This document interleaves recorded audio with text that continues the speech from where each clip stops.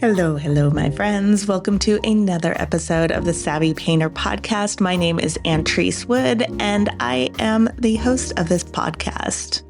If you are a longtime listener of the podcast, welcome back. I'm so happy to have you here. And if you are new to the podcast, welcome. The Savvy Painter podcast is the place for artists who want practical, tactical tips to create a meaningful art practice that is fulfilling and supports you. Not too long ago, I sent an email to everybody who's on my list. If you're on my list, you probably got this email.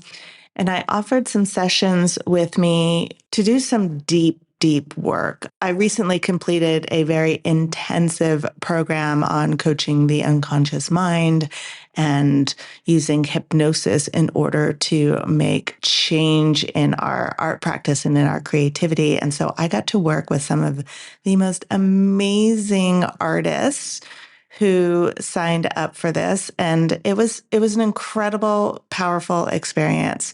And one of the things that I noticed as a theme going around, regardless of what artists wanted to work on, was this question of, does it matter if I create my work? Is this really changing anything? Is this valuable? Should I continue to do this? And they knew inherently that the answer was yes, of course, I should continue to do this work. Yes, of course, my work matters.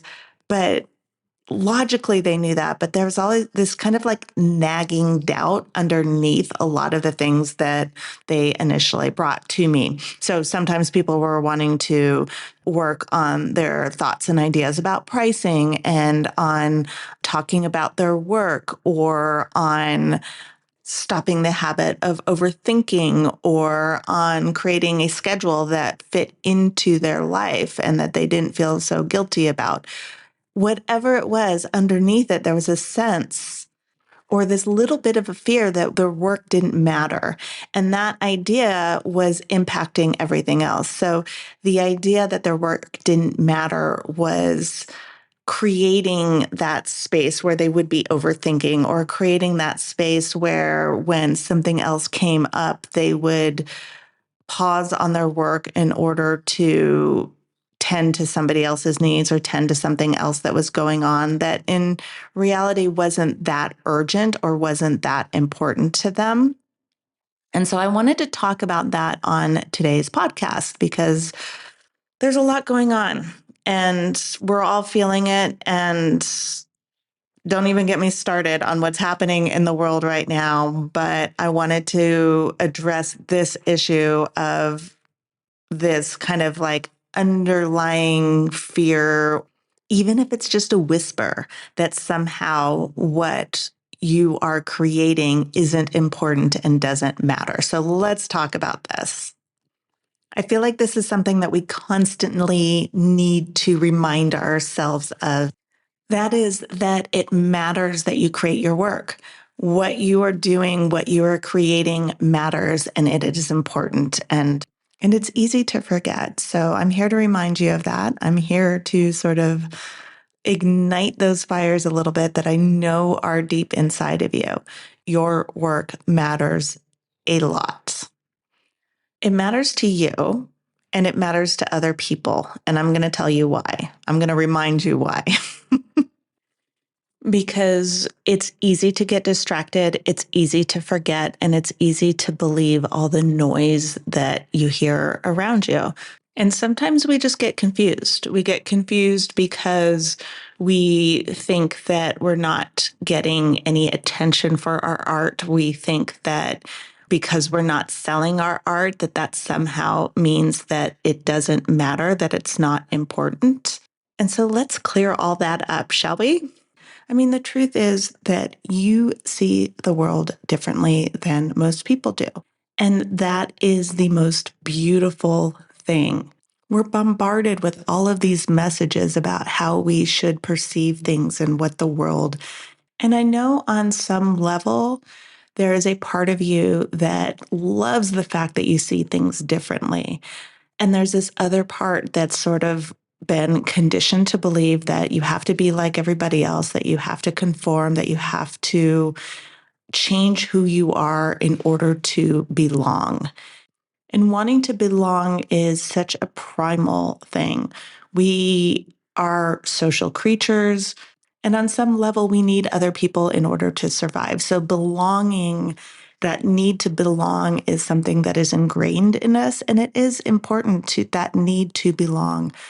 But this idea that we should become something different in order to belong is false. It reminds me of high school. It reminds me of junior high.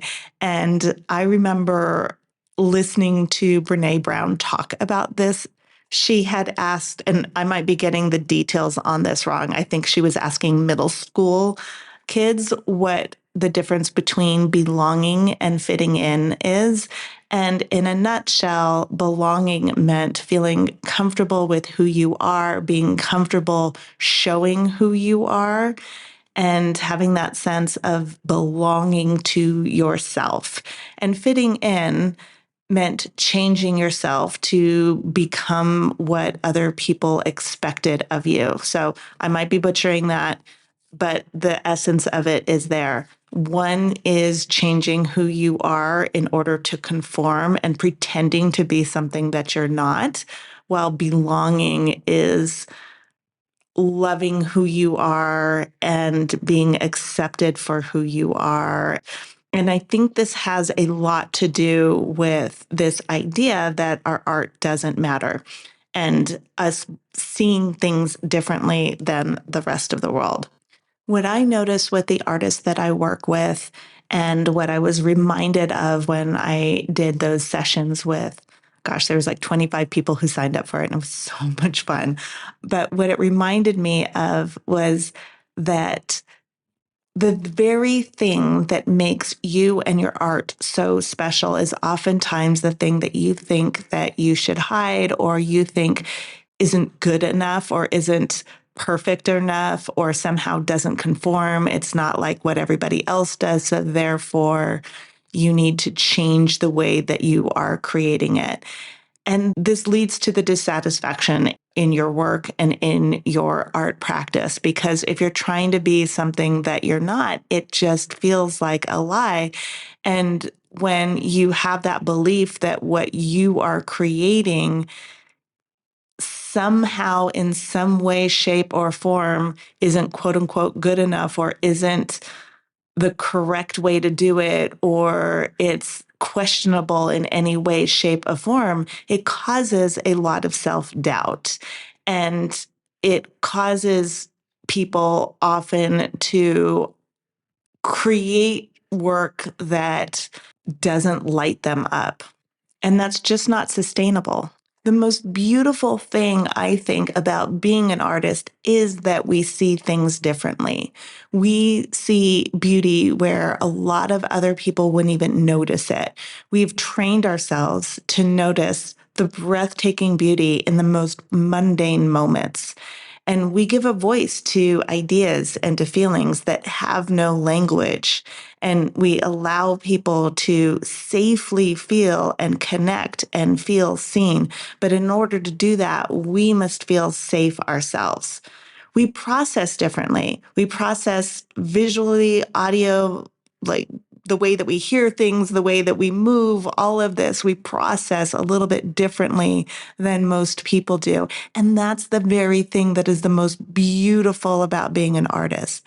That is the very thing that must be protected, I think, at all costs.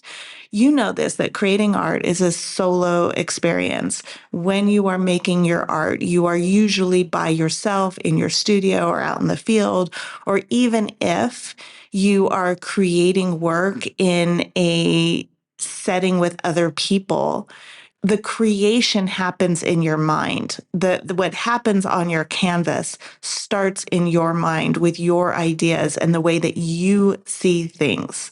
And this is a gift.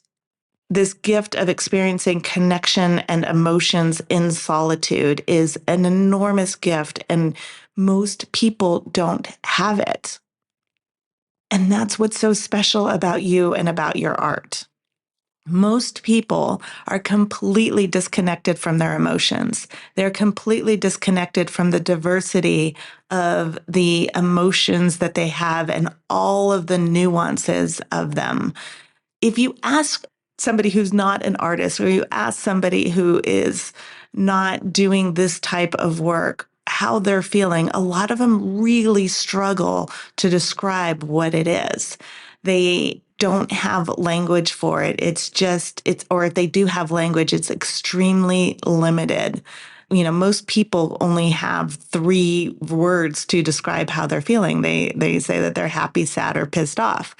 Seeing a painting allows those people to engage with themselves in ways that they can't even label. And this is so important.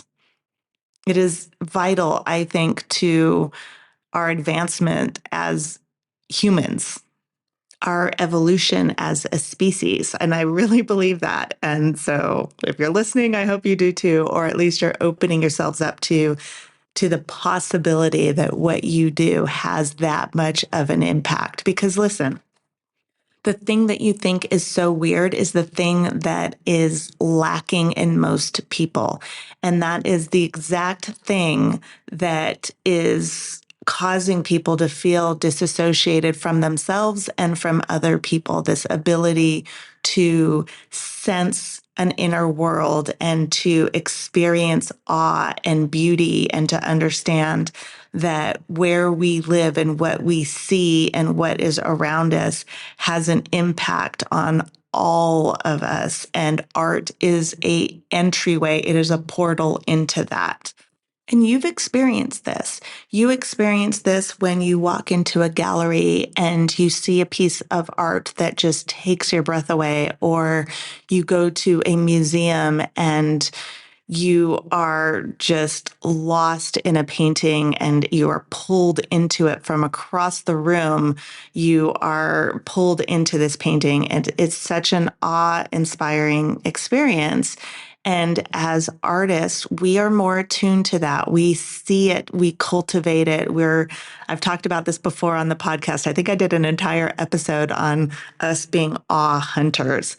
We instinctively do this, and we take it for granted in some ways when we think that our art isn't important. We are here to remind people what it is to be human and the beauty and the joy and everything that comes from that. And also the other sides of it, the sorrows, the melancholy, even the horrors of this world.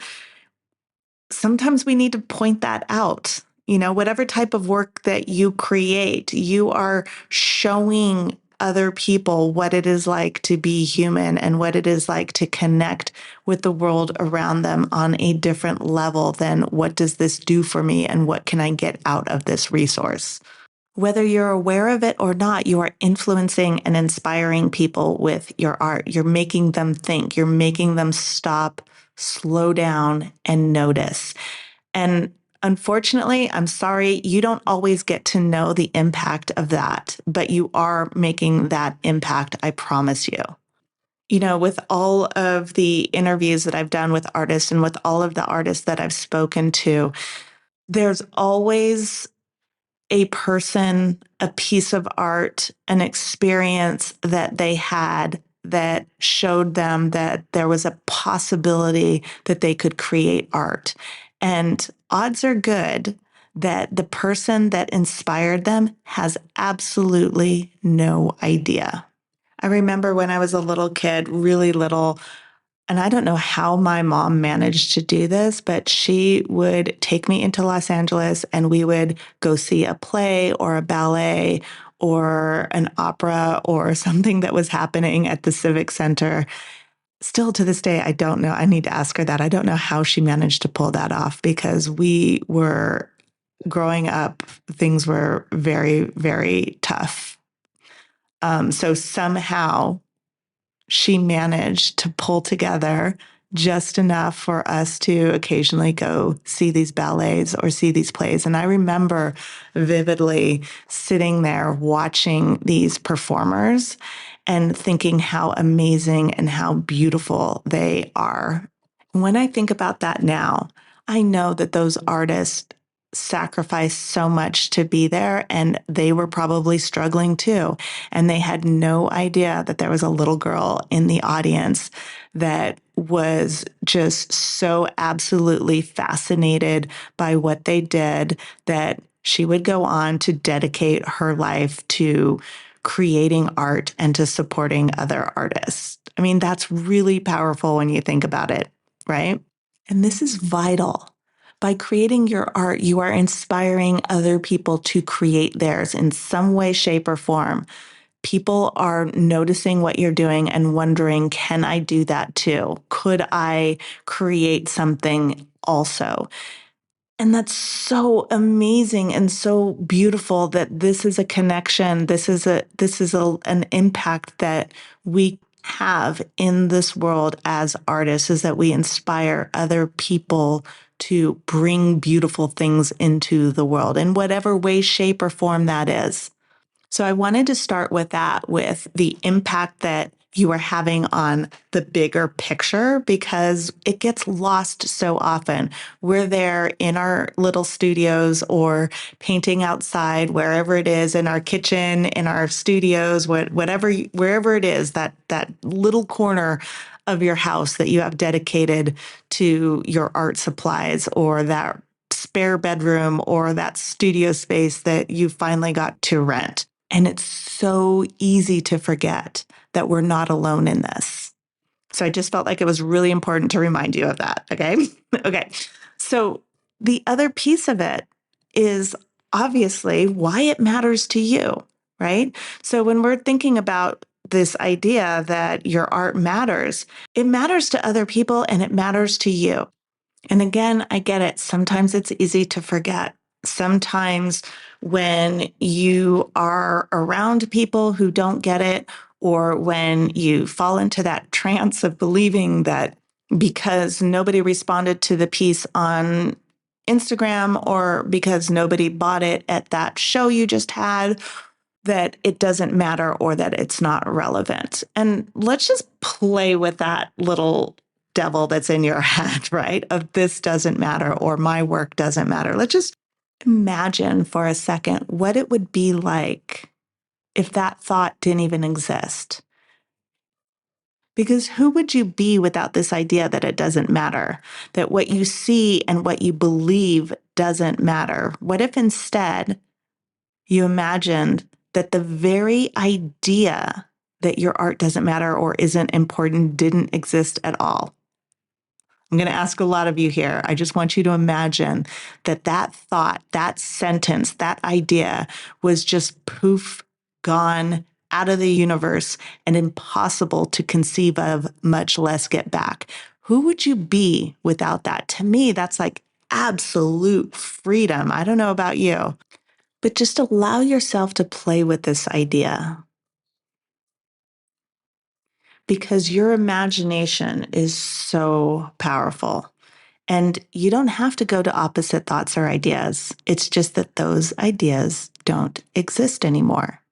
Now, some people might go to the idea that their art is important. Some people might go to the idea that their art is just fun and they enjoy making it. Someone else might adopt the idea that their art is interesting to people, and that's why they do it. And someone else might just enjoy messing with people's minds, causing a little disruption with their art. And some people might take on the idea that, well, it just makes them happy and that's enough.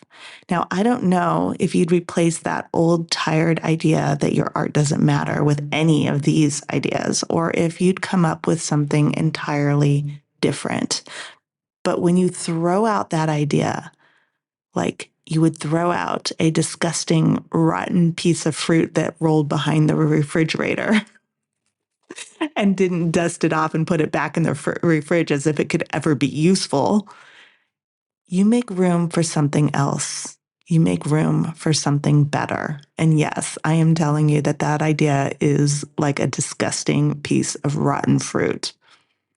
When you make room for something else, something better to come in. There's an opening when you let go of the idea that your art somehow doesn't matter.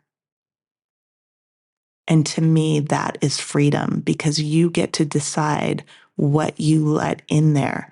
You get to create something different, a new way of seeing yourself and your art. And just imagine what that would be like to never have that thought again, to never be bothered by it, to never spend a single moment thinking about it. I mean, really think about that. What will you do with all that time, all that energy that you used to direct towards wondering if your art matters? And again, I don't know what you might fill that space with, but just imagine if you did fill it with the idea that your art is fun and you enjoy making it. And that was your go-to thought that sat in the back of your mind and filled the front of your mind while you were making your art. Or what if you adopted the idea that your art is just so interesting to people, and that what you create allows people to think and allows people to enter a world, an idea that they may never have thought of before, that you might remind them with a color, with a shape of a memory that they had forgotten about, that inspires them to do something amazing and creative that day, or that it just simply uplifts them and starts off their day in a way that they didn't have access to before. Or maybe you would rather fill that space with something that will disrupt people's day a little bit and get them thinking and cause them to question some of their habit thoughts with your art. And what might the ripple effects of that be? What might that create?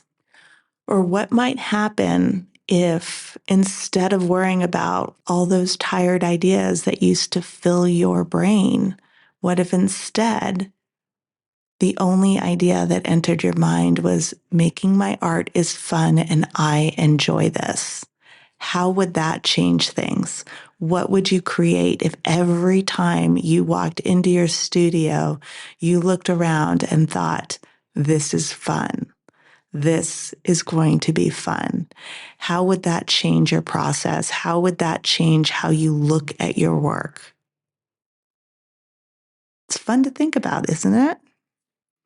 So I just wanted to plant these seeds and see what might grow and allow you to take these ideas and make them your own and just play with this idea that there are some thoughts in your mind that are ready to be released and let go of.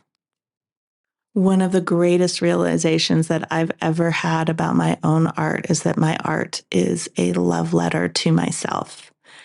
And that when I create my art from a place of love, everything changes. When I create my art from a place of love for the art itself, from a love for the craft of painting, from the deliciousness of making a brushstroke and watching that color land and playing with how different shapes look next to each other and different ideas can come across on a canvas. When I allow myself to fall deeply in love with that and with the history of all art and with all the paintings that I've ever seen, all the galleries that I've been into, all of the paintings that I've seen in museums, in other people's homes, in books, on the internet, every single one of those is part of this love, is part of this craft, it's part of the visual identity that I have created for myself. And when I also allow myself to fall in love with the artist who creates it, to fall in love with the hand that paints the painting that I'm working on now, and I allow myself to completely enjoy the fact that I've chosen this as my life and that I get to go into my studio, go walk up to my easel and make these beautiful brushstrokes and these beautiful moments that connect me to what it is to be a human. That is just such a beautiful thing. And that matters so much to me because it matters that I allow myself to be and to become the person that I want to be. All of the work that goes into that, all of the paintings that I love, and all of the paintings that maybe I just don't understand yet. And I allow myself to fall deeply in love with the person who created that. It changes everything. And that matters to me. And why that matters to me is because it allows me to explore and play and have fun. And it is a part of my existence that gives me fulfillment, and it is healing for me, and it allows me to express myself in ways that aren't possible in any other form, that I cannot express in words, that I cannot express in movement, that I can only express with paint. And that is so healing and so fulfilling. And when I give that gift to myself, I energize myself and I rejuvenate myself and I recharge my batteries. And when I go out into the community, when I go out into the public, I still see things differently. And so I respond differently because I'm coming from this completely different energy. And that energy is contagious. So not only is it the actual work that I'm creating, it is the fact that I'm creating that work and how it's changing me and the ripple effects and the domino effects of that when I go out into the world. And when I record this podcast and when I talk to you and how it influences other artists, there is always a ripple effect. And I am so grateful to be able to create that. And for me, the only way to create that is from a place of love of the art and love for the artist who makes it. In my opinion, love always wins. All right, that's what I have to say about that. That's what I have for you this week. Go paint. Have a beautiful afternoon. Talk soon. Hey, if you want to take what you are learning here on the Savvy Painter podcast even further, join us in Growth Studio. This is where you will take what you've learned here on the podcast and apply it, practice it, and take these concepts from just good ideas that maybe you'll do someday to habits that become part of your practice. Growth Studio is a unique community of artists. We meet multiple times a week for live coaching, critiques, and demos. Just go to savvypainter.com/join.